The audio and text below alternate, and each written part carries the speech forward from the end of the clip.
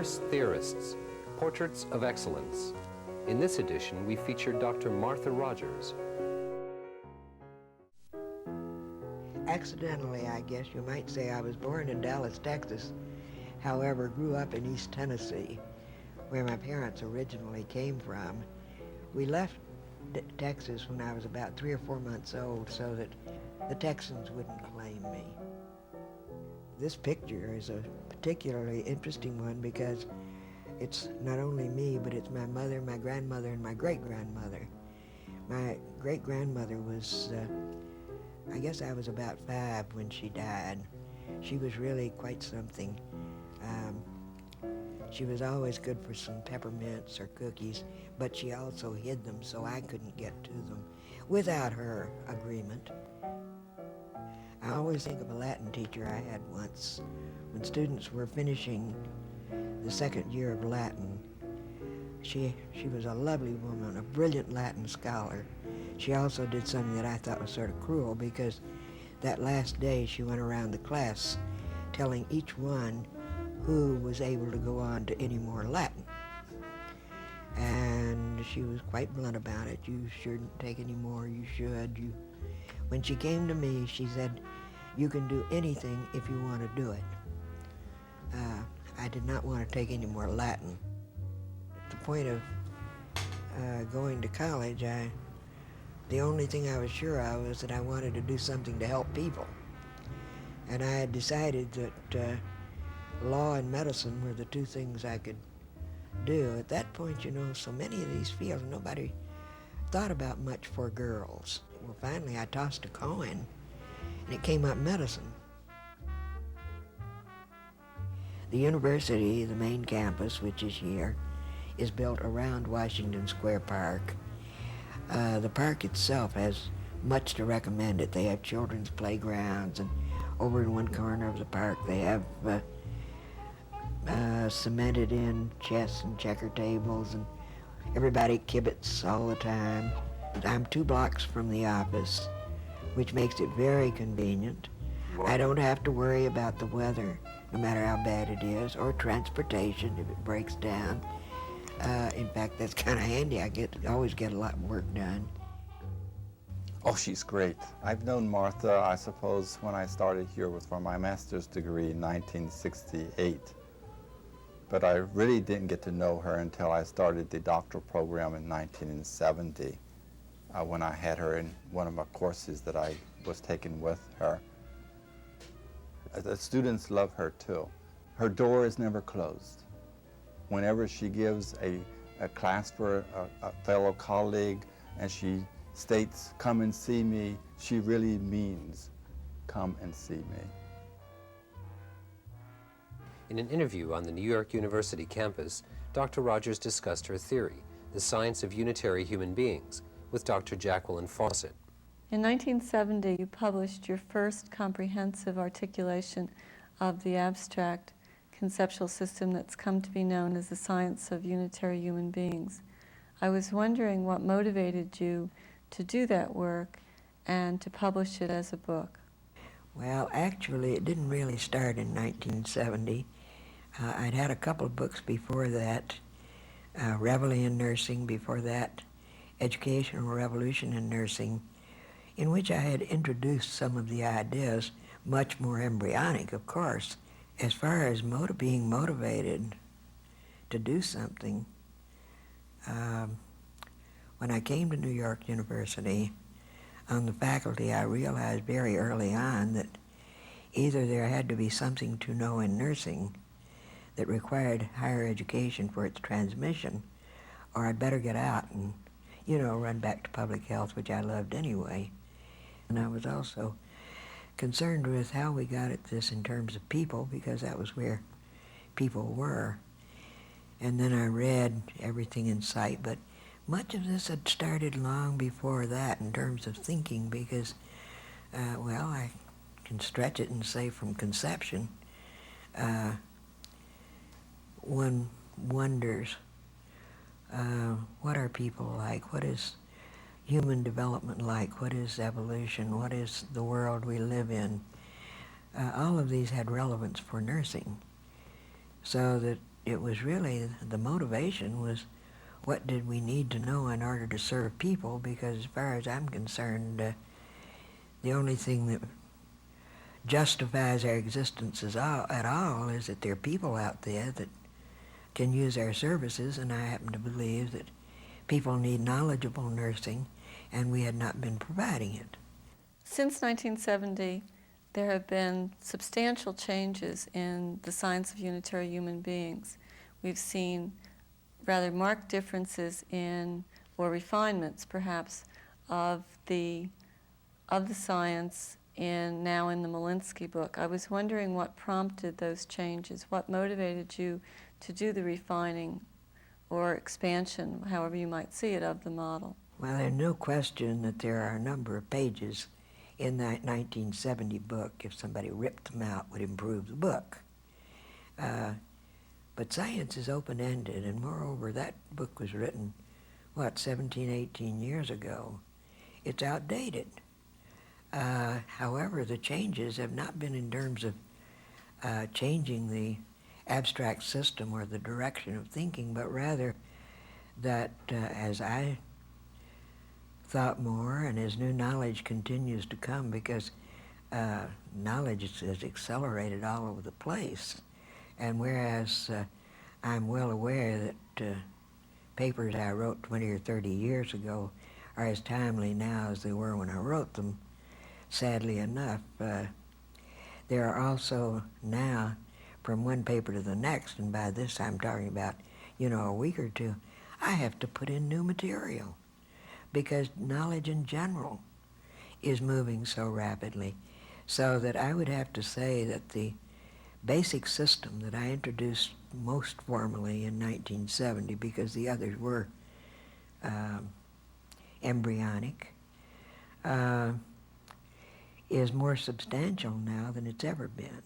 On the other hand, I'm also aware that there were a lot of errors, some of them because I didn't know any better, some because what I thought I was saying, nobody was interpreting it that way.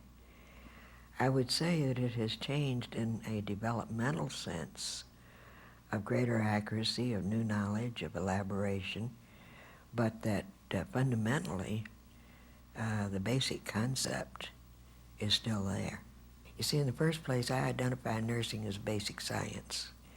It was a good while before I said that out loud because, back when I first started this, if I'd go in to give a lecture, the first thing I did was to check how far it was from the floor I was on to the ground, because I never knew when I was going to have to jump. There is no one who has or does study unitary human beings as irreducible energy fields. This is unique to nursing, and certainly if one just starts with Nightingale, the idea of people and their world becomes central to the development of nursing. Then, of course, one does get into definitions and one moves on from there. But the abstract system is essentially a worldview that focuses on people and environment. In the 1980 edition of the Reel and Roy book, your chapter talks about the science of unitary human beings as an abstract system. And in that same chapter, you identify three theories: the theory of accelerating evolution, the theory of paranormal phenomena, and the theory of rhythmic correlates of change. It seems to me that suggests two different levels of abstraction: the abstract conceptual model or system, and the more perhaps middle range theory. I was wondering if you see it that way, if you see levels of abstraction. Theories derive from an abstract system, and one cannot mix theories from one abstract system with theories or findings from another one. So that this itself is an important point. You indicated about Malinsky's recent book on explorations. And I think that it's quite important because it's the first time there has ever been a volume published that included basic research in the science of nursing. You have mentioned in your discussion so far the idea of basic research and the idea of applied research. I wonder if you could explain to us and perhaps give us some examples of the differences between basic and applied research. Well, oversimplifying, yes, basic research advances knowledge. It brings in new knowledge. Applied research tests knowledge that's already available. And I think good examples of applied research is the studies that are done in relation to nursing practice. Now, there are studies in the science of nursing, science of Unitary man, that are going on in many places, not just New York University, and not just in the United States, but in other countries. And I have people send me their work often to critique or look at or yell about, and that's fine. Would an example of applied research then be a study of, a comparative study perhaps, of two different nursing interventions? Yes, I would say very much so. I think one of the things, a very common thing that I think is like what you're saying, if one wants to compare two methodologies in terms of intervention, then this would be applied research, and it could be very useful. But applied research depends on basic research. Now, I think one of the things along with this, a worldview or an abstract system that constitutes a body of knowledge for nursing has within it all the potentials for all of the theories that would be manifest in terms of nursing, the practice of nursing. Nursing becomes a noun, meaning the body of knowledge. The practice of nursing is to use that knowledge for human betterment. Is there enough basic research that we can now do applied research and help us to understand more about nursing interventions and how they influence the well-being of human beings? I think there's no question about it. There are people who are using it. I think we may make errors, but I don't know any field that doesn't sort of goof up things, or sometimes people misunderstand, or but we do have, interestingly enough, a book that is already in process dealing with the use of this system in terms of, or this reality in terms of human health and welfare. Do you think that the findings of applied research then will help us to change the way we practice? Will the findings of applied research coming from the science of unitary human beings improve the health of people? I think that nurses have the potential for doing it. I don't think science does anything for anybody, any science. I think it's rather how do we use our knowledge. And yes, I think this worldview, this system, has within it a different way of understanding people and their world, of raising different questions, of using knowledge for the greater benefit of people. I see people doing this. I see agencies. I meet with them. I know of nurses who are working directly with hospitals, public health agencies. We're seeing more nurses moving into autonomous practice, all sorts of things. And we haven't begun to probe the creative opportunities for nursing that are out there just waiting for us. Do you think, Martha, that the science of unitary human beings is sufficiently comprehensive to deal with all of the puzzles that need to be dealt with by nursing? Is the science of unitary human beings enough for nursing? Yes. The science of unitary human beings does not derive from physics or biology or psych or any of those either. A science is a synthesis of facts and ideas from God knows where. And one comes up with an emergent, a new product, so that this doesn't come from other fields. And as I say, it also ties in with new knowledge that is accelerating in terms of the world we live in and people. It's great. There have been some criticisms of the science of unitary human beings, most of those are leveled at the level of abstraction, that the system is so abstract that it's difficult to know what a manifestation of pattern would be. How do you respond to those criticisms? We see everything as a manifestation of pattern. You see, if you define human beings as irreducible energy fields, and environment as an irreducible energy field, and these, of course, are infinite and integral with one another,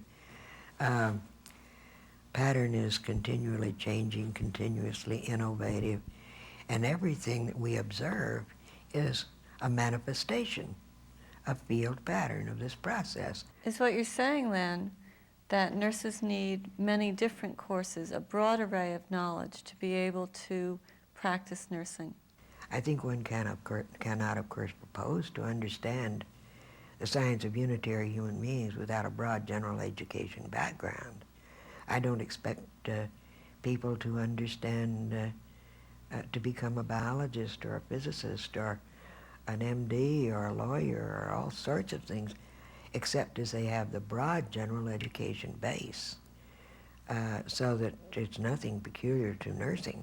I think that baccalaureate education is the proper place for preparing professionally educated people, whether they're nurses or engineers or doctors or lawyers or all sorts of people, but it can't be done in the old-fashioned 4 academic years, and that too is being pointed out by people. It does mean rethinking what it is we're doing, and I'll tell you, it's sort of like that last sentence in Nesbitt's book, Megatrends. My God, what a fantastic time to be alive. Just think what all these students now are going to be able to open up new doorways so that the next bunch can open up some more. What doors, Martha, do you think that your students and my students will open by using the science of unitary human beings, by doing research within that abstract conceptual system? Oh, I think it's going to mean basic research in the science of nursing. I think it means we can't separate out, I think,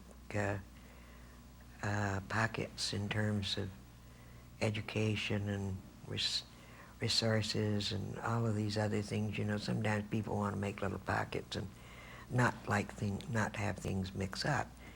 I think that, for example, the doctoral students, graduate students we're talking about, whether they're yours or mine, are going to have to add to the body of knowledge that is nursing. They're going to have to encourage and do applied research. They're going to have to help students, if you like, to use them.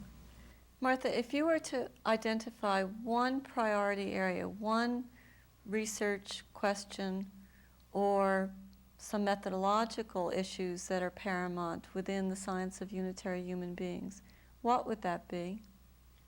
Well, if I start with the methodologic issue, I'm not so sure that that's an issue. I think we get into some real problems in that the traditional ways of looking at things are all designed to and validated for old world views. Now, that does not make them valid for a different worldview or a different phenomena. A test which might be very useful, say, to psychology cannot be pulled out and used as a valid instrument in biology or nursing science or anything else. And particularly with the holistic trends that are ongoing, no matter what field they're in, this itself says they're going to have to be new tools. Now here we do have people who have already and are in the process of developing tools that will be validated and made reliable in terms of this system. What's next for you, Martha? Where is your work going from here? Well, I think that the first thing I have to do is to get the book that I should have had finished a good while ago, finished and off the press. Following that, I expect to do a follow-up book which will deal with the utilization of nursing science as part of an undergraduate and graduate curriculum. And I will also build in what I see briefly in relation to its use in associate degree programs for nursing technical registered nurse. I think, and then I do know there are two people who are working on a book for its application in terms of practice, which I think will be helpful.